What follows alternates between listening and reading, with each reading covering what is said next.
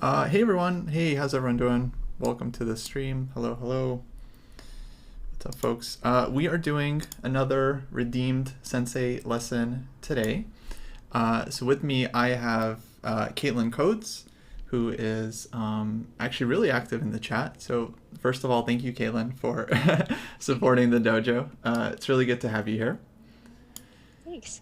It's really fun that there's a whole community on this channel. 'Cause I don't chat much on other channels that I watch, so Oh, is that right? I think Well, that's a plus for you guys. that's cool. So we were just talking a little bit before the stream, but Caitlin, you actually joined the chess world because of the Queen's Gambit. Is that right? Yep, yep. The stereotypical, I didn't play chess, wasn't interested in chess, thought it sounded boring, watched the Queen's Gambit, and then became obsessed with chess. So That's so funny. You say stereotypical, but from like my point of view, I was originally very skeptical that that show would bring anyone into chess. I just okay. thought like because we've had chess movies before and stuff, and it's like people like the movie and then they just kind of move on. But no, it's been like there's like hundreds, like thousands of people that are now like in the community, like waiting to play tournaments. Like it actually has been pretty incredible. So you basically just started playing last year, but you were telling me that you've really been spending a lot of time on it. Yep. So what have you been doing in terms of like your training and stuff like that? Uh, so I do a lot of puzzles. I think they're very fun. I almost think they're more fun than playing games because when you lose, you just get a new one, or you mess up, you get a new one. I read one chess book, Winning Chess Strategy, which I thought was Good choice. Yeah. really helpful. And then after you had the dojo talk with Jakob Ogard, I did the killer chess training. So I do like their calculation worksheets, like the beginner homework each week, which Wow. has been when I think I've improved a lot of stuff from that. How do you find their homework? Because their stuff is generally thought to be like pretty advanced, but they have like I guess a friendly Yeah, homework. they have a friendly homework, which it's like under 2000, which is still like a very wide range. Yeah. But they added a new page that's like for under 1500, like basic tactics. And I think normally I get like a 4 out of 12, which I feel good about. But I think last week I got an 8 out of 12 plus the thing. So I don't know if they made it easier or I'm improving, but I think it forces me to think about stuff differently because on online puzzles, I just I get too impatient. So like watching Right. Dojo Scrubs, like they took so long and thought things through, and I'm like, oh, that's what I should be doing. But instead, I can't resist like first move's this, let me just make that move and then think next. So like having worksheets, I get to try something else out, or it forces me to calculate things the right way. I see. Yeah, because with the worksheet, you just like you get a week to do it, and you just write your answers down. So Hmm. there's no temptation to submit a solution. Yeah, that's Yeah. that's great. Well, yeah, no, I mean, I think it's a great starting place. You definitely will improve from doing that, 100%. So that's awesome that you're working on that. I'm glad you actually like joined their academy. Yeah, Winning Chess Strategies. That's by Yasser Sarawat, and yeah, I'm a big fan of that book. I think it's a really good one for new beginner players. Um, so, okay, we were talking a bit about your chess before the stream as well, and basically one thing I noticed is that I feel like in general you're playing very good. You're around like 1100 chess.com rapid rating, and like in terms of just looking through your games, I wasn't seeing a lot of like let's say like obvious strategic mistakes. I feel like you're putting your pieces on good squares. You're like not making weaknesses with your pawns. Your king is usually safe in most games that I saw. But the one thing I noticed is that like a lot of your games feature blunders, like one move blunders, two move blunders. And at first I was thinking like, usually when someone is good strategically, but their rating doesn't seem to match, let's say their strategic understanding, it often means they're just not as good tactically. That's usually what the story is. But your puzzle rating is actually quite good. It's like around 1900, and I saw some tactics in your game, so clearly you do have tactical ability. The problem that I noticed is that sometimes we're just hanging stuff, just hanging a piece, hanging a queen, hanging a tactic that you would solve in a puzzle, but just missing it in a game. So I figured what I do for you today, and I hope it's going to be useful and useful for folks in the chat as well, because I think this is something, blunders is something that happens to everyone. Like, we've all blundered stuff that is like way below our level. And my feeling is that it's more of a approach thing. It's kind of psychological. You have to remind yourself during the game that your opponent is also looking for tactics. So that's going to be kind of the key here to this exercise. Basically, what we'll be doing is I'll put a position on the board. I'll be asking Caitlin about a specific move, and it'll be Caitlin's job to figure out why that move is actually a blunder. So a couple things on these positions. They all come from real games, and they all feature blunders by players much higher rated than Caitlin and those in the chat. And some of these players are like much higher rated than me. In fact, there's like some world champions on this list. So there's some egregious blunders by players that you would think would never blunder such things. But no, it really does happen to everyone. And the solution will be, in general, a pretty simple tactic. So you're not looking for anything too crazy or fancy. It's going to be like pretty straightforward. Yeah, those of you that are in chat, you guys can definitely contribute. I would suggest, Caitlin, you leave chat closed because they're just going to spoil everything. Yeah, I won't look. Cool. Yeah, I mean, actually, like, typical disclaimer, if you are on the stronger side, you can probably figure out if you've solved the puzzle or not. If you're not sure, then by all means submit your solution and see if you're right. But do try to give others a chance if you feel like you got it super quickly. Okay. So ready to go? Yep. All right, let's do it. So first position here, we are playing from White's point of view. And I want to know, why is this move bishop g5 a blunder?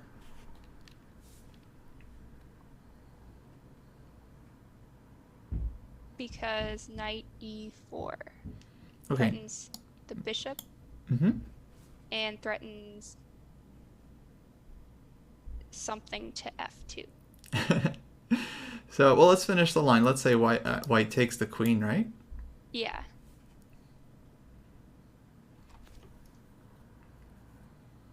And then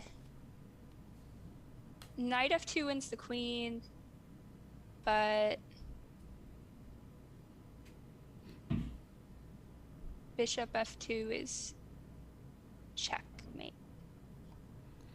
Mate, right? Let's check that one. So taking, and then this square is Covered. By the knight? Exactly. Yeah, so that's a mate. Okay, small correction there. So bishop g5, knight e4, exactly. Bishop takes d8. So knight f2 doesn't exactly win white's queen. You do get this fork, but white will get a move to at least escape. But bishop f2, in any case, yeah, absolutely stronger and mate on the board. So nice, very good. Smothered mate by bishop, kind of, yeah. In fact, there's a second idea for black. Actually, maybe you could try to find it, Caitlin. A second way for black to win after bishop g5.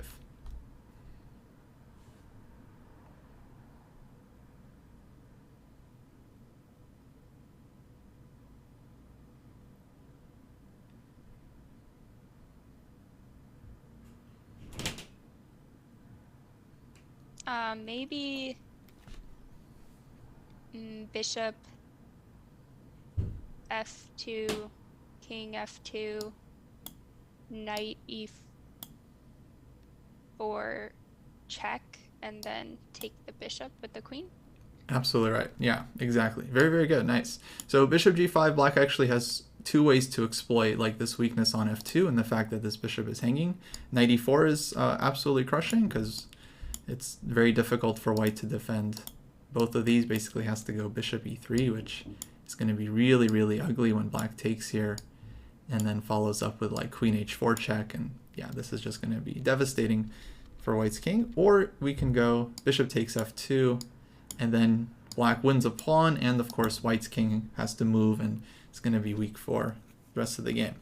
Okay, nice job. So yeah, just simple example how like it's not the most complicated tactic. I think you solved that one pretty quickly. Of course, you're also on stream, so there's going to be a little bit of pressure. But in a game, you know, thousands of players have probably blundered this one. This is a position that's come up many, many times. And it usually happens because simply we don't really ask the question, does the opponent have any tactics? Is that move safe? So that's going to be kind of the instinct we're trying to train here. Okay, next one. White to play. Is there anything wrong with the move rook b6?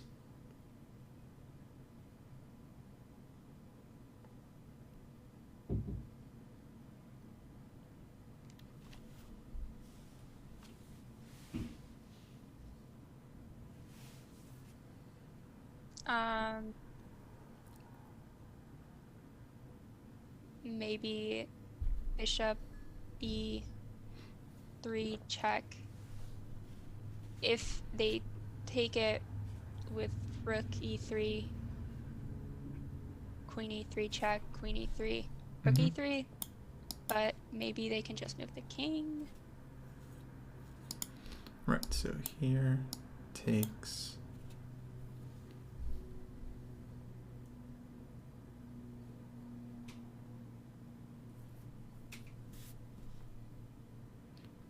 Oh, if like king f1, knight e4 hits the queen and the rook.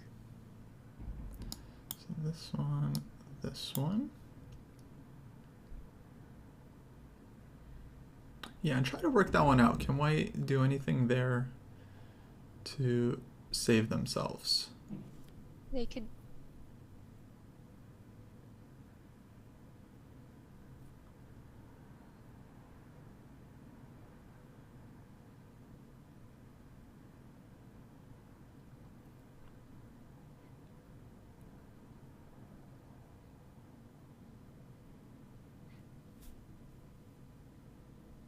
I would think they would have to move the queen.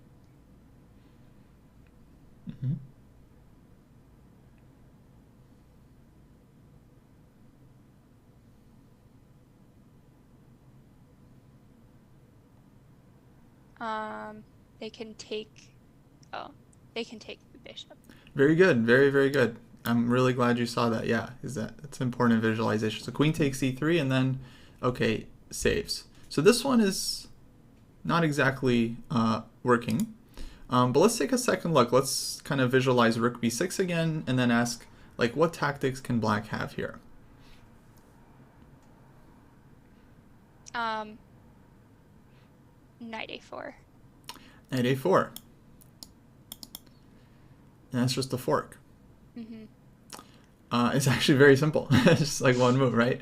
So this is what happens in a game. Actually, you know, it's like we don't even expect our opponent to blunder simple tactics. Sometimes there's even a kind of like a double blindness going on. Someone blunders something and then the opponent doesn't see it. But actually, it might shock people to learn what the level was of the player that played rook b6. I'm like, I don't even want to embarrass them, but they were like top 10 in the world at the time that they they made this move. Yeah, this was like a top 10 player. It's actually a famous game. Better myself. Yeah, exactly. Yeah, but see what happened was, I mean, they were already under pressure. Black had sacrificed an exchange, and they were defending. And when you're under pressure, even the absolute best players in the world can blunder very, very simple things. It's just, I think, a matter of focus. Okay, you guys can look up the game later, but yeah, actually, it's a very well-known game. Okay, let me go to the next one here.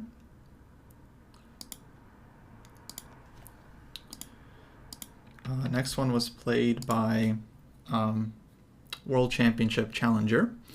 Okay, so here Black's last move was f6 check, and now I want to see, is there anything wrong with the move king to e6?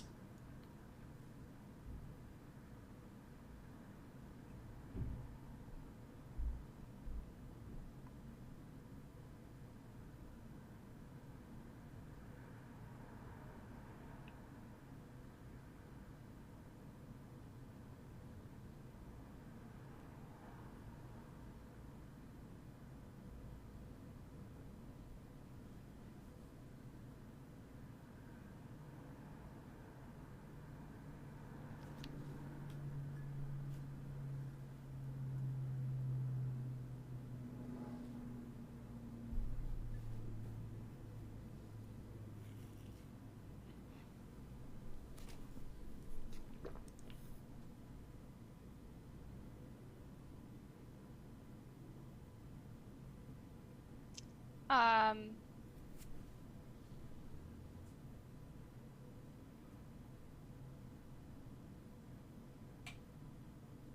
no, that doesn't lose a pawn. I was looking at like bishop d5, king d5, knight c7, but then king c5, and you don't lose the pawn. Yeah, that's a good instinct because that's like a very forcing line. Bishop takes knight, knight check. But you're right, white just defends the pawn and then black is actually in trouble. Yeah.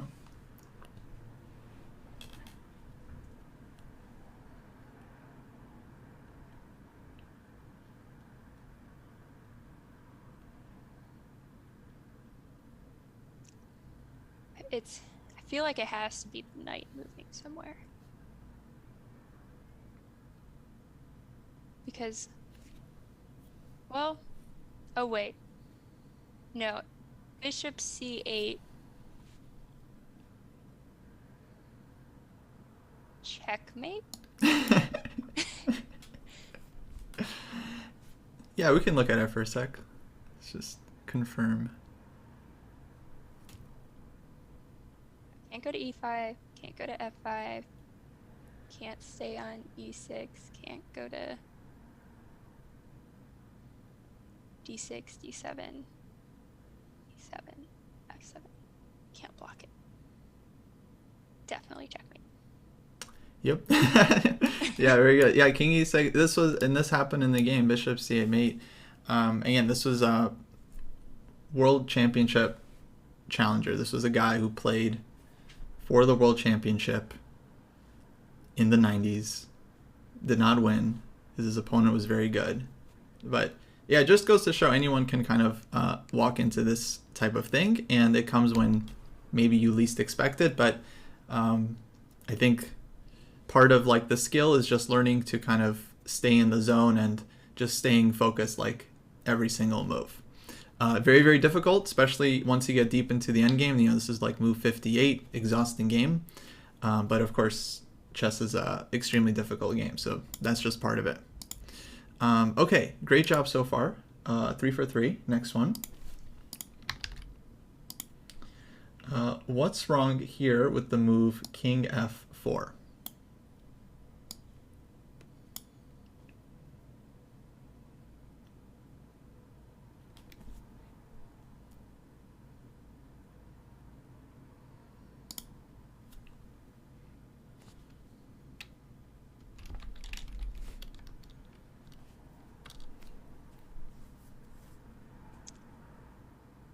Queen b8.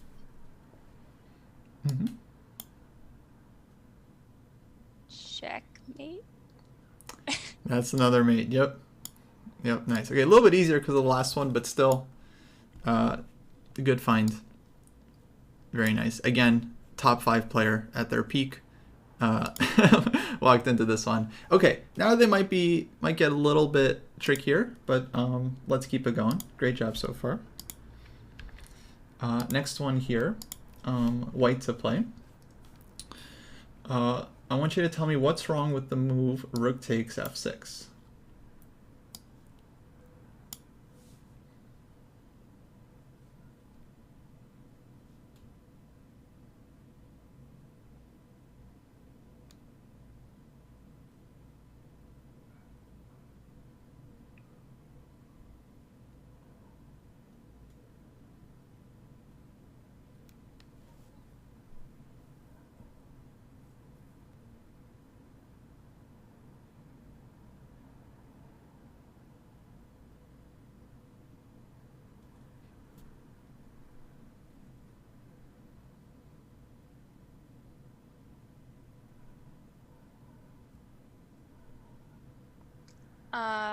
Queen d4 check.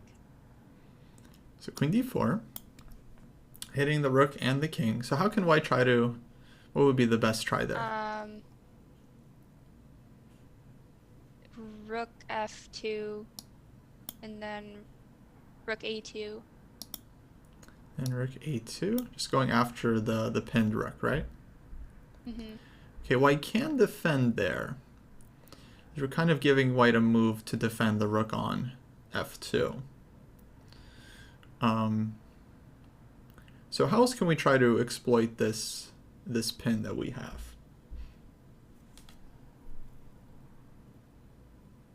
Oh, rook a1 check. And then the king has to go to h2, and then I can take the rook. Yeah, exactly. Exactly right. Rook takes f6. This is actually from the candidates match, Fischer versus Taimanov. Poor Taimanov was one of the players Fischer beat 6-0 on his way to the World Championship. And like I think this is like game 4 or 5, so he already lost the first like 3. And then he really should have been drawing this one, but then he took the pawn in a very equal position. And like, yeah, I mean, Fischer was merciless though. He took the win. He just punished them. And that was it. But of course, very understandable after like, yeah, 4 games of just getting beat down. These things can happen. Okay, next one. Here we're going to be looking at it from Black's point of view. I don't know if it flipped the board on your end, or are you still seeing it from White's point of view? Yeah, I can flip it Okay, myself. Yep. cool. Okay, so Black to play. What's wrong with the move Rook A2?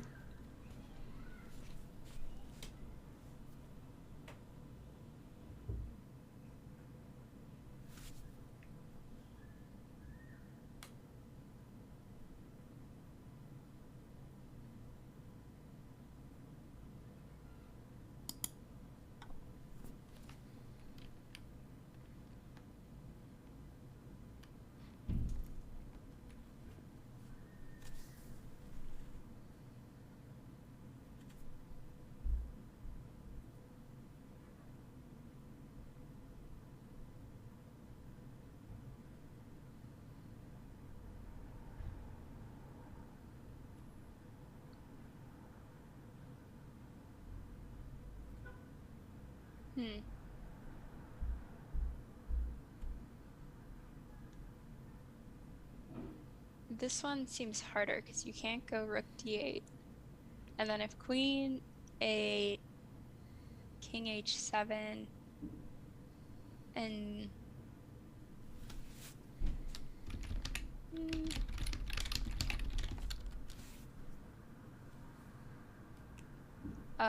maybe there's something.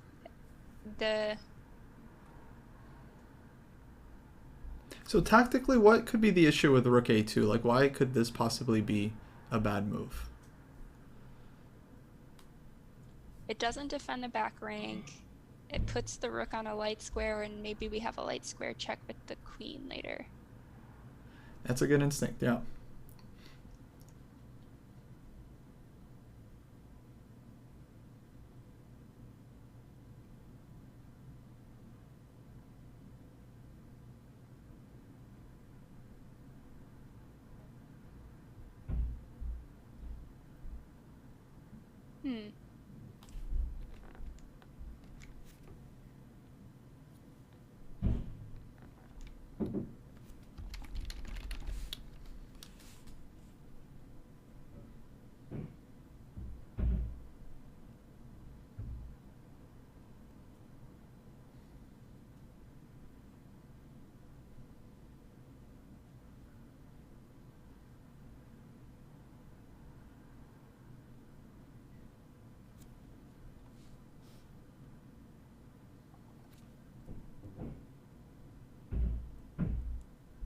Maybe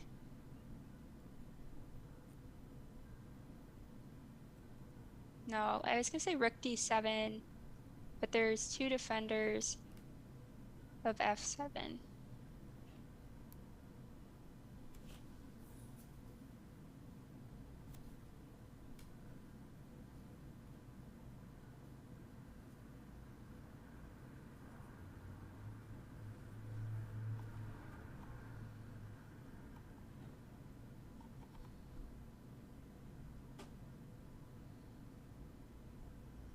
The other thing I noticed is the queen and rook are on the same diagonal, but I don't have a bishop, so I don't think that helps.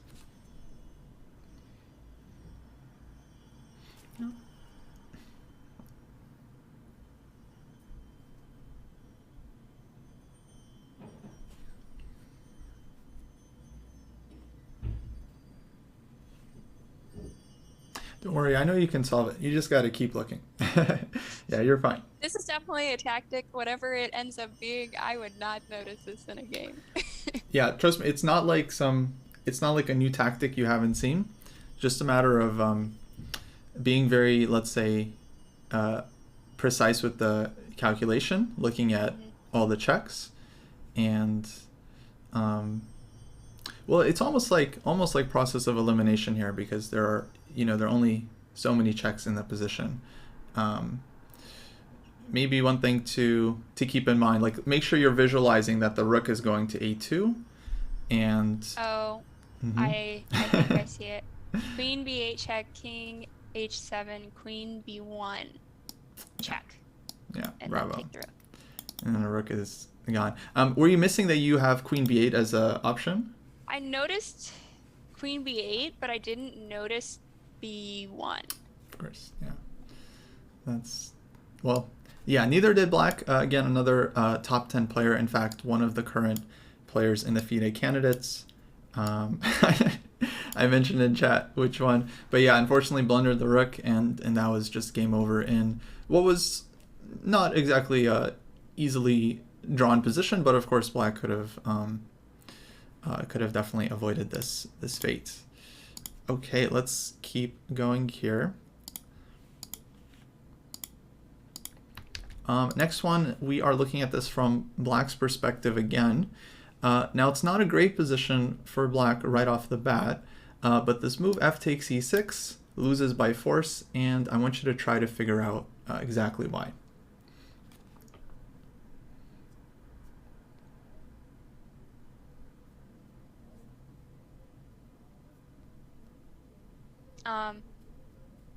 Is it queen h5 check, king d8, bishop a5? Nice, yeah, exactly. Bishop a5, and black loses the queen. Very, very good. Yeah, nice one. So here, and here. So that means, actually, this was played in the game, and black ended up losing. Although, it might have been now that I'm looking at it, might have been a conscious decision to just, like, sack the queen, although it didn't really work out. Instead, black probably should have just done something like knight f6 and just try to ignore this knight, or maybe this one actually might be better to force the knight to like take the bishop or something. And not a great position for black, but at least we're keeping the queen, and we have better chances compared to the game. Yeah, absolutely crushed that one. Nice. Okay, next one.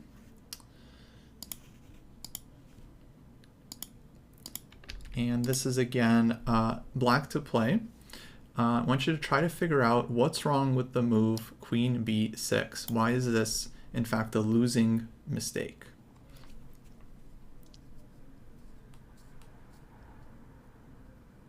I first noticed knight d7.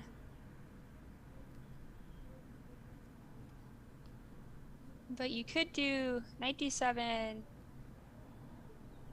If you did rook c1, they take the queen.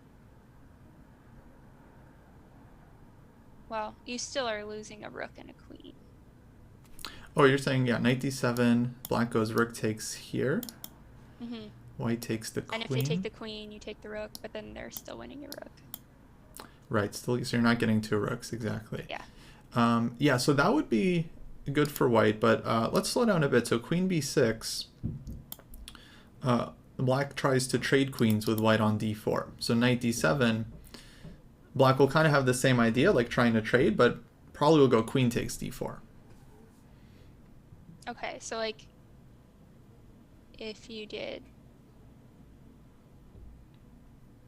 knight d6, queen d4, and then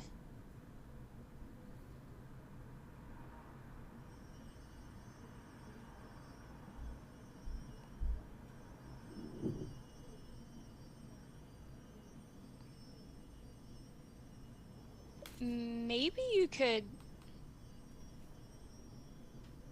no, I was gonna say maybe you could take the rook on c1 if they ignored it, No, never mind, because the bishop is protecting the rook on f8.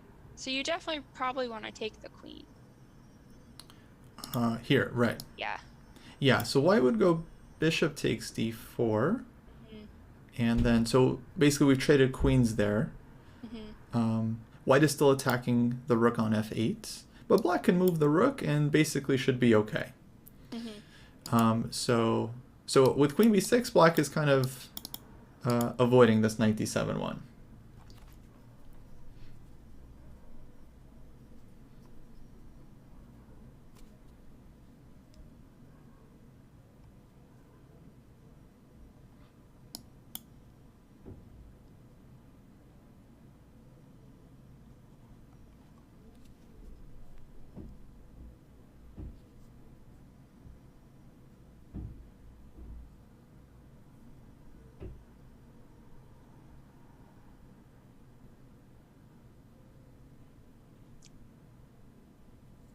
If you traded queens first, they'll lose the pawn on b6, but maybe there's something worse than that.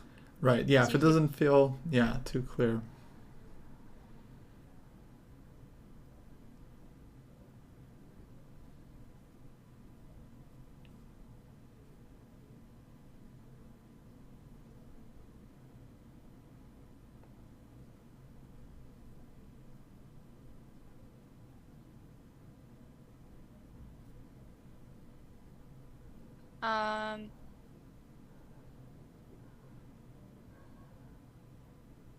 Noticing now, if you move the knight, there's the threat of g7 checkmate, but again, they can just take the queen. You can't block their queen from taking the queen. Yeah, that's if you had like knight c5, that would be a nice. I want the knight to move sideways now. Yeah, that would be a nice trick. No, that's a good thing to notice, that g7 is kind of a possible meeting square. But yeah, the issue is that black just is ready to just trade off queens and defend against anything else.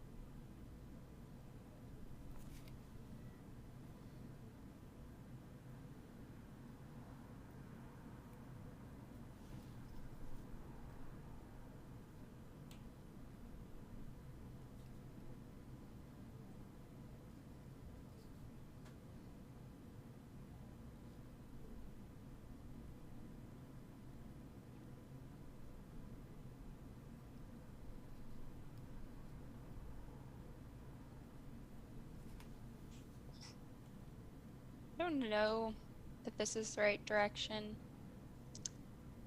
but I was thinking of rook takes c1. Oh, but I was thinking rook takes c1, knight takes f7, and then the king would have to recapture, and then there's some checks. So like that But one. they could just capture the rook with the bishop and avoid that. Um, True. I should also point out again, black is going to rely on being able to trade white's queen off. So you go knight takes f7. It's like forcing, but it's not a check. So black first trades queens, and then might be able to pick up the knight. Okay, yeah, this is a tough one. Actually, this one was tripping chat up a little bit as well. I'll give you a hint. Basically, if we allow the queen trade, there are no tactics. Black is more or less solid. So we have this knight d7 move available, and now it's about finding a square for the queen that creates a second threat. If you can create a second threat, then you'll have that threat and you'll have this idea of knight d7. So basically, as white, we're looking for targets in black's position. Oh, so maybe queen e4. Because they have to play like g6 or something, and then you have the knight fork. So queen e4 hitting h7. Very good. Yeah. And then black has to defend this one, and then you get your knight to d7. Let's refine it a little bit, because queen e4 like walks into black's bishop on b7. Then white should probably blunder check and make sure that this bishop can't do anything to us. But if we adjust and put the queen on d3, then you essentially get the same idea, just in a safer fashion. So let's take a look at because this the other one. way, could they have played knight f6? Exactly. Knight f6 is a really strong move, defending h7 and hitting the queen, and gives black just the one tempo black needs to save the game. With that, let me ask you, what happens on queen d3, knight f6? How would white win here?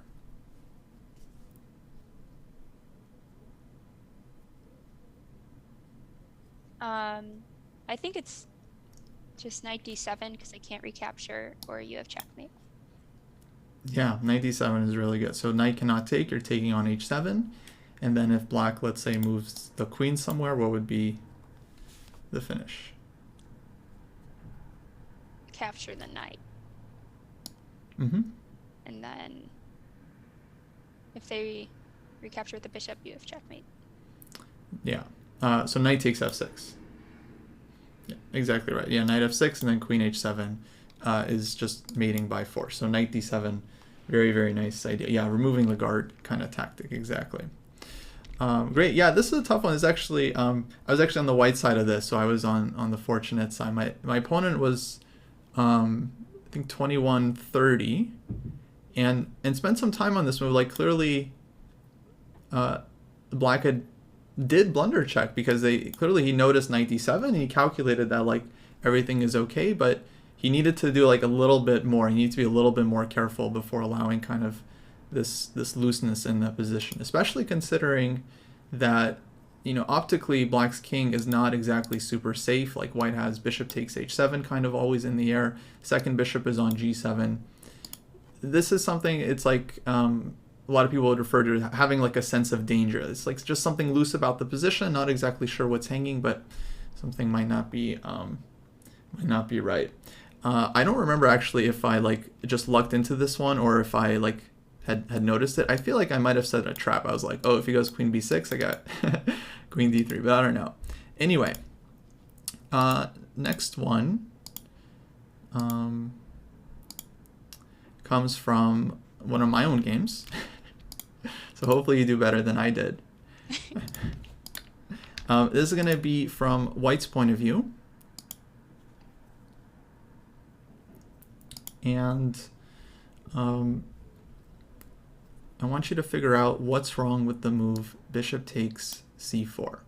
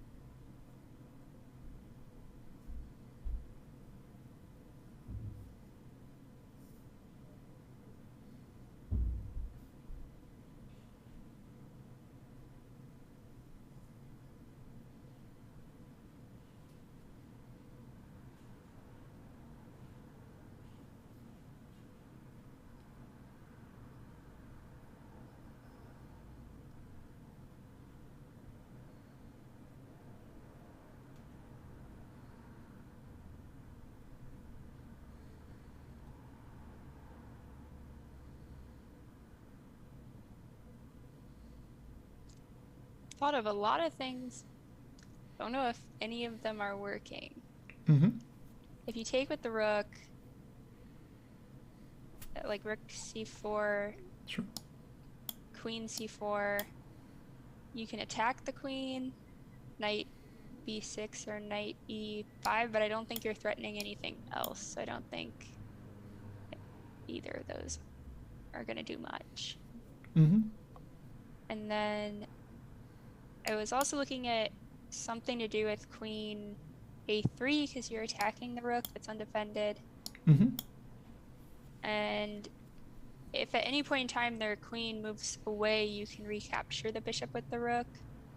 But they could just play like king b1 and defend the rook. Sure. Yeah, rook can be defended. Yeah.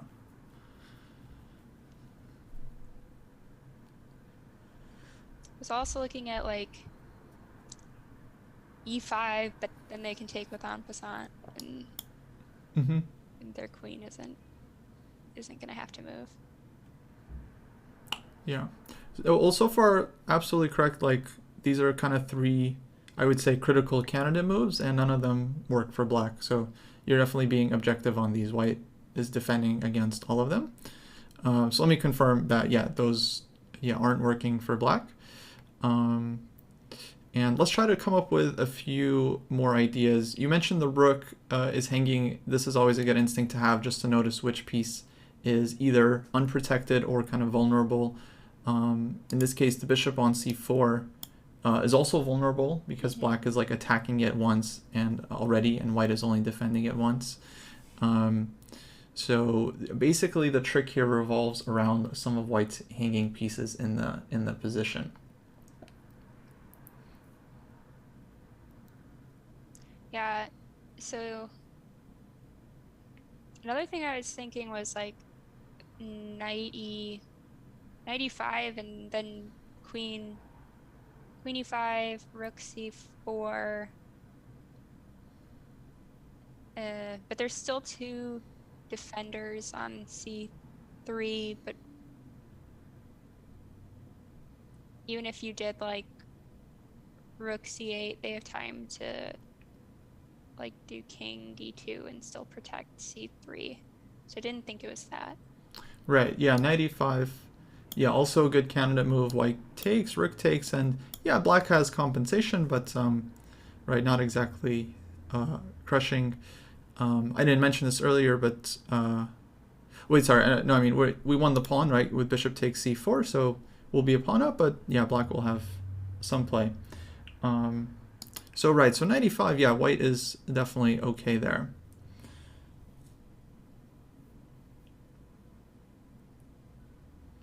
Yeah, so what else? What else can black try to do to exploit this?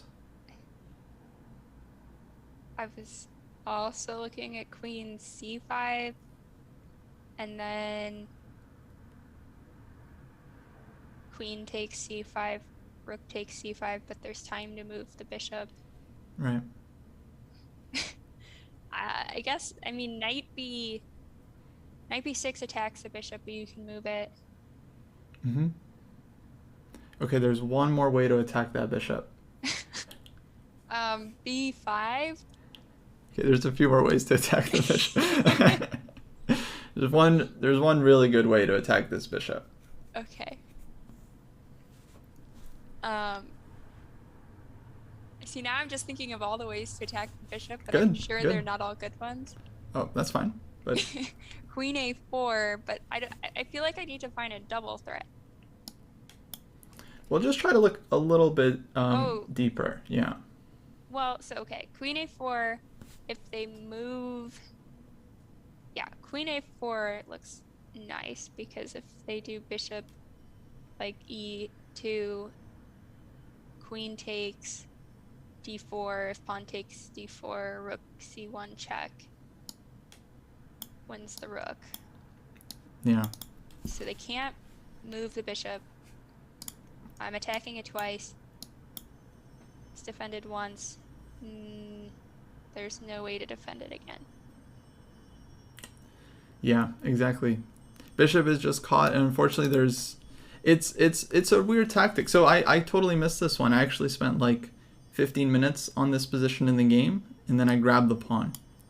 And then I spent like 10 minutes on the previous move playing like queen d4 check, king h7. So I spent like total of like 25 minutes to take this pawn. My opponent just like looked at me like all weird. He played queen a4 instantly. And I was just like, oh no. It's so weird. It's just like so many pins going on. The bishop is pinned to the queen, and then it turns out the pawn is pinned to the rook. So I'm actually a little bit glad you struggled on that one. It makes me feel better about Much better than my blunders. In the weekend classical on like move 5, I thought for 6 minutes and just put my knight exactly where their bishop could capture it. Like not even a tactic, just hung the piece. And it was like, again, move 5, so I knew I was like opening principle, don't move the knight again. But I was like, what happens if I move the knight again? I really want to, and I learned my lesson. Right. Well, yeah, it's often a tempting move that ends up being the blunder, of course. Yeah.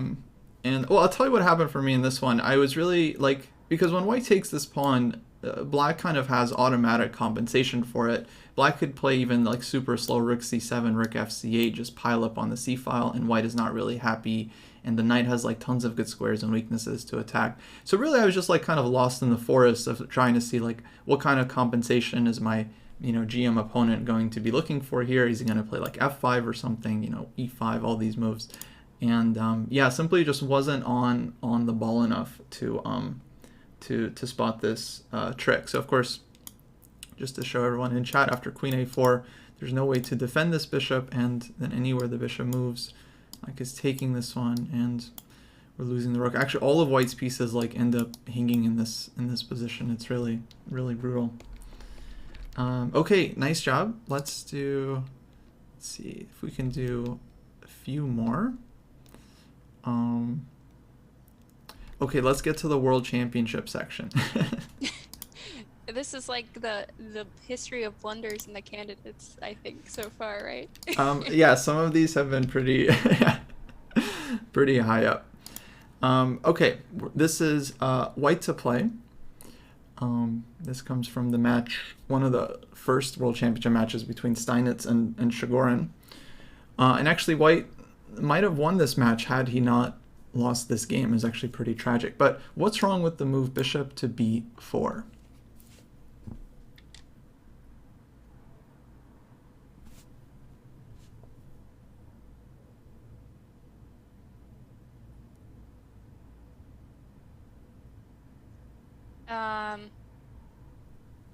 Rook h2 check, king g1, rook g1, checkmate. Yep. Yeah, just made into brutal. Just forgot the bishop is defending this one. Just total slip, and that was game. That was like the last game in the World Championship match. I mean, really tragic, like just brutal. Anyway, next one. Let's do. Oh, actually, this is a good one. So this was played by one Boris Spassky, who was a world champion for a couple of years. This is black to play, and let's try to figure out what's wrong with the move knight takes h2.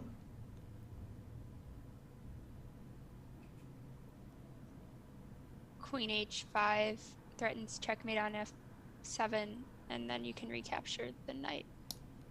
Yeah, fantastic. Yeah, queen h5 is just deadly double attack. Actually shocking that he missed it.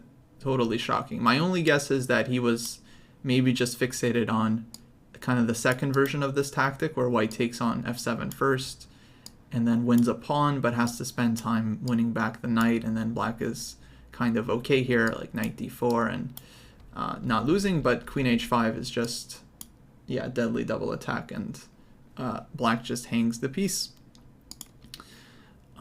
Okay, let's see. Let's do this one.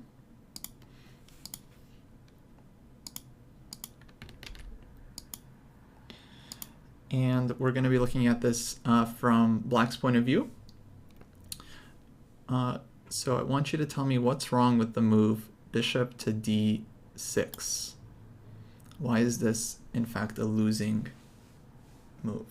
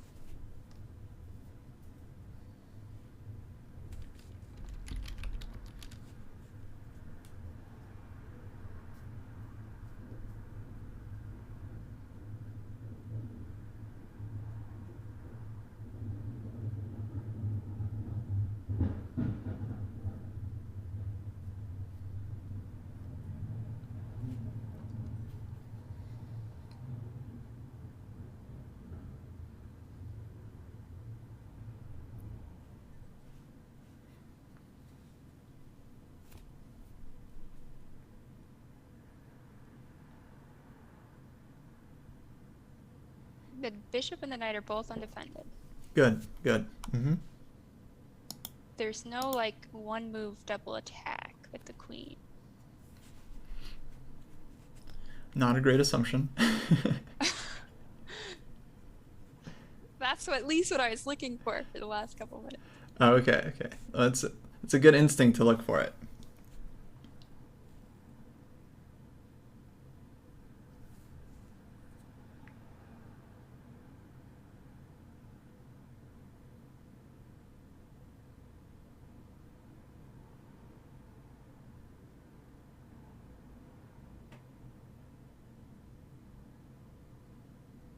Queen e8 attacks the knight, but not